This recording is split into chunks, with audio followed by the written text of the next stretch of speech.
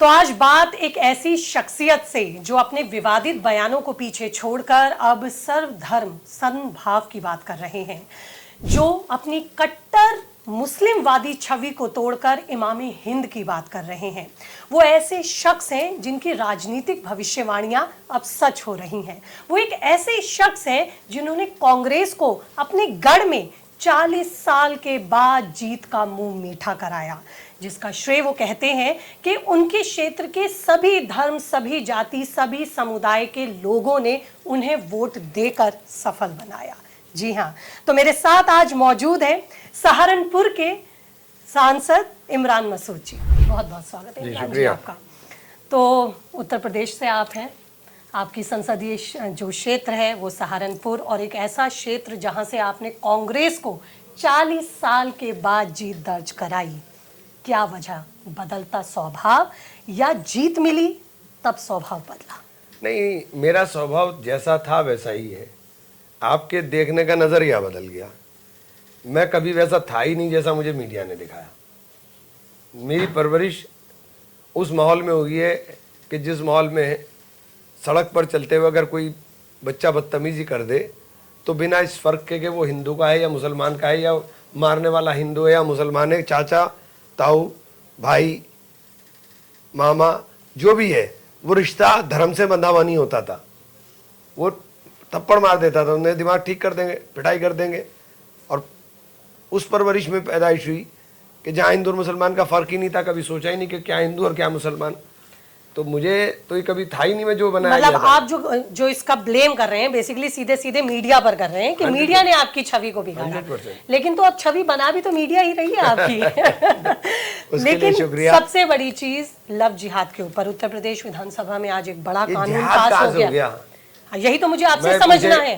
देखिए, इन लोगों को अपनी विफलताओं को छुपाने के लिए ये नए नए फॉर्मूले निकालते रहते हैं। भारतीय जनता पार्टी पूरे देश के अंदर पूरी तरह से विफल हो गई है। उत्तर प्रदेश के अंदर इन्हें मुंह की खानी पड़ी है और इसीलिए इनमें लड़ाई चल रही है आपस में।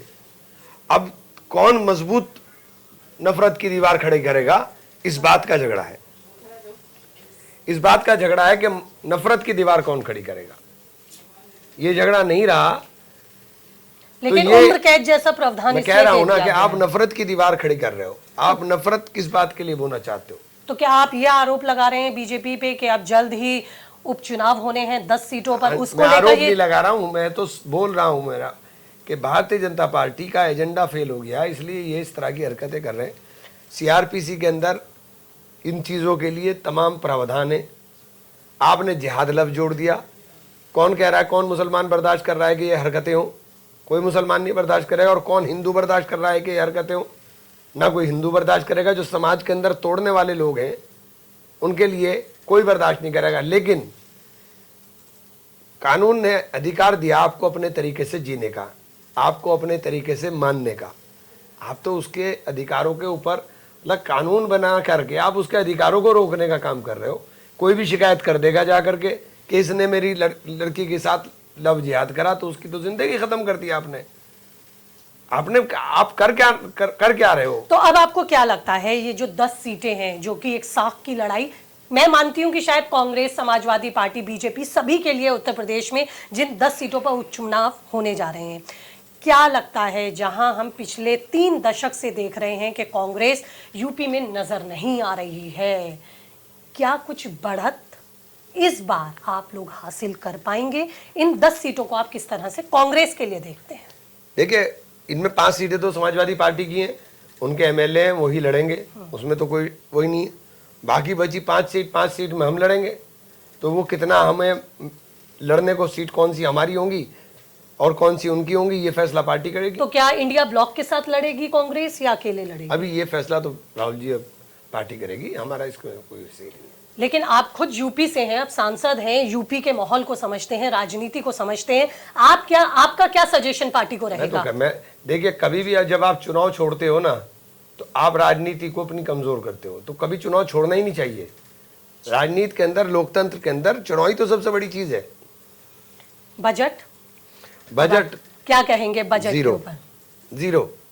उत्तर प्रदेश देश का सबसे बड़ा प्रदेश, सबसे ज्यादा लोग उत्तर प्रदेश के अंदर रहते हैं। एक बार भी उत्तर प्रदेश का नाम निर्मला सीतारमण जी ने नहीं लिया। चलिए आप तो सरकार आप कहां बजट लेकर आ रहे हैं?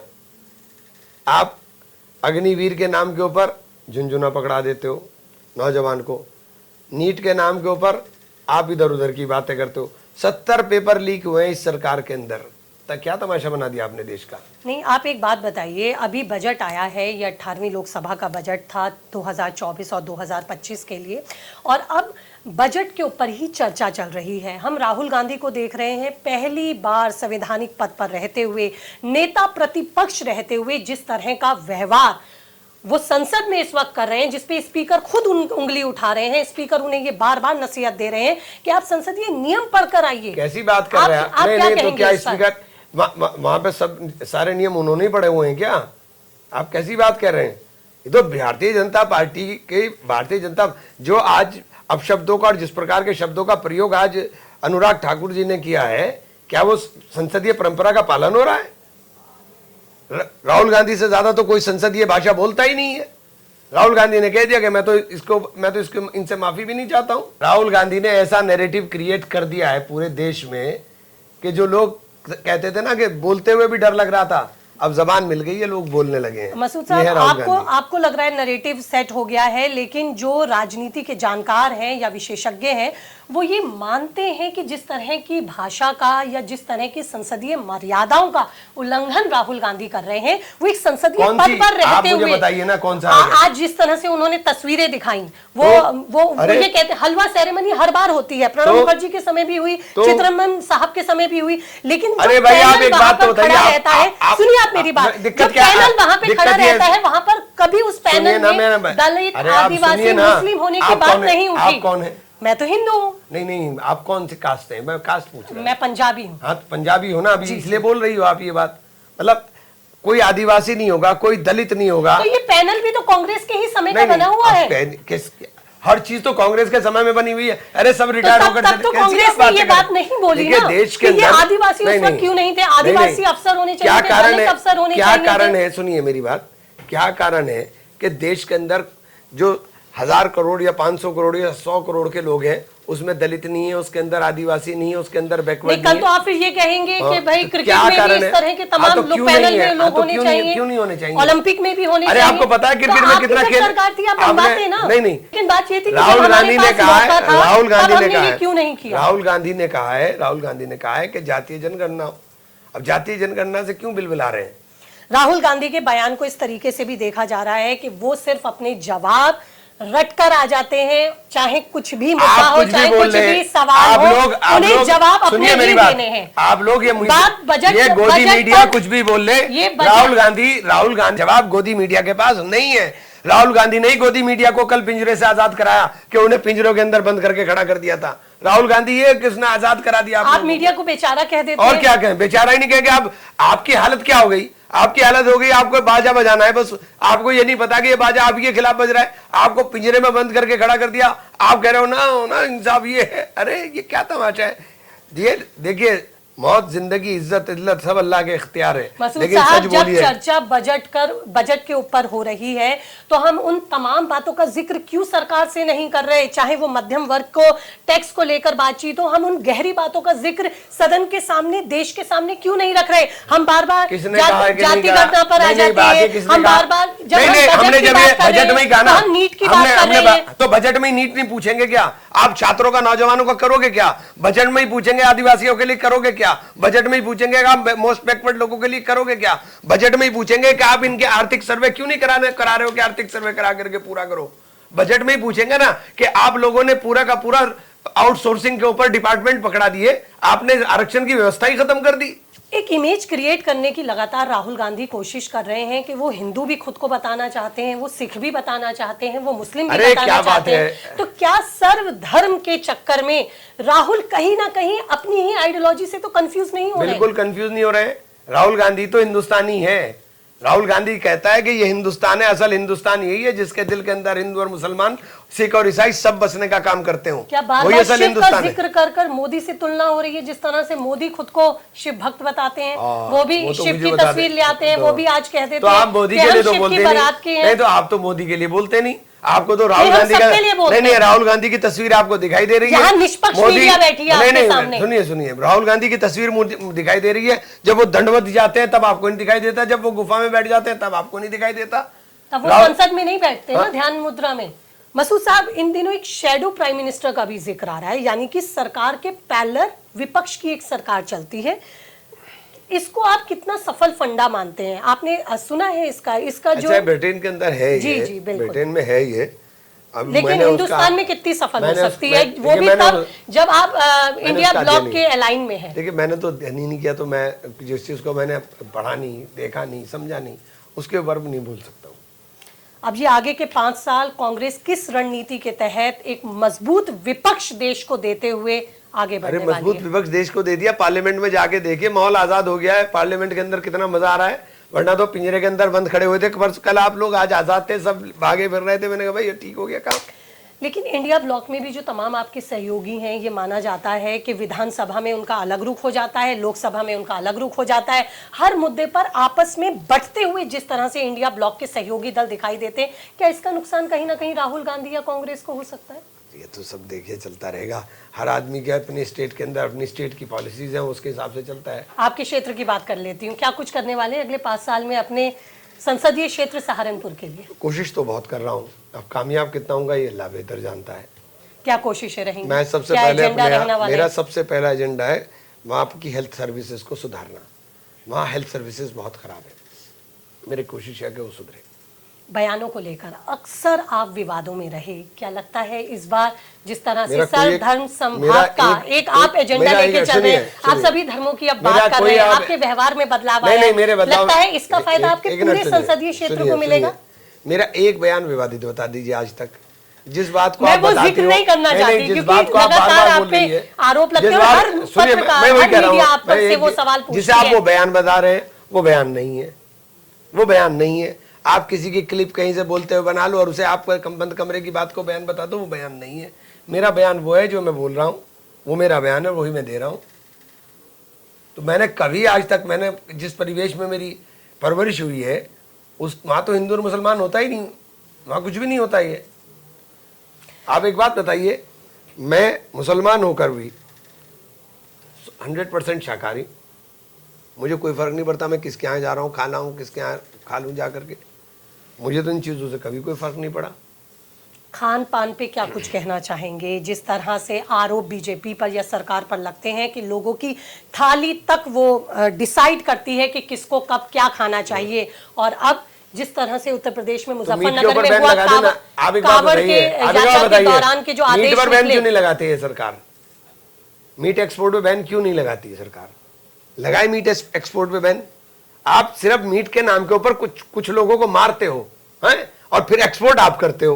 तरह से हिंदुओं की भावनाओं का सम्मान करते हुए उत्तर प्रदेश सरकार ने कांवड़ यात्रा के दौरान नेम प्लेट लगवाने के जो आदेश दिए, वो दरअसल मुद्दा वेज नॉन वेज का था, आस्था का था। बावजूद क्या एक मुसलमान वेजिटेरियन नहीं हो सकता? क्या एक मुसलमान वेजिटेरियन नहीं हो सकता? तकलीफ क्या थी नेम प्लेट लगाने में? नहीं, क्या एक मुसलमान नहीं, नेम प्लेट से तकलीफ नहीं है। नेम प्लेट के नाम पर आपने नौकरियों में से निकलवा दिए लोगों को, आपको पता है। सारे हॉस्पिटल जो होटल वाले थे वो रो रहे थे, परेशान थे कि साहब हमारे सारे कारीगर भगा दिए इन्होंने, मुसलमान कारीगर। होटल हिंदू का है, नाम हिंदू लिखा हुआ है, प्रोपराइटर हिंदू है, बनाने वाला मुसलमान है, सब भगा दिया आपने। अरे आपको नाम लिखवाना था, नाम लिखवाओ। अब कैसी बात कर रही है? वो जो नफरत बोई जा रही है ना, उस नफरत के खिलाफ है। तो क्या लगता है एक बार फिर कांग्रेस सर्वधर्म संभाव की ही राजनीति को आगे बढ़ाएगी? एक बार फिर नहीं, कांग्रेस ने हमेशा ही की है। कांग्रेस ने कभी किस नफरत की राजनीति? लेकिन मसूद साहब, जब हिंदुओं की बात होती है तब हम सांप्रदायिक हो जाते हैं, और जब हम मुस्लिमों की बात करते हैं तब वो धर्मनिरपेक्ष हो जाता है। आप मुझसे उम्मीद करोगी? आप मुझसे उम्मीद करोगी? जाहिद है, तंग नजर ने मुझे काफिर जाना, और काफिर ये समझता है कि मुसलमान हूं मैं। मुझे नहीं डर लगता, ना आपसे डर लगता है, ना इन मुसलमानों से डर लगता है, मुझे किसी से डर नहीं लगता, अल्लाह से डर लगता है।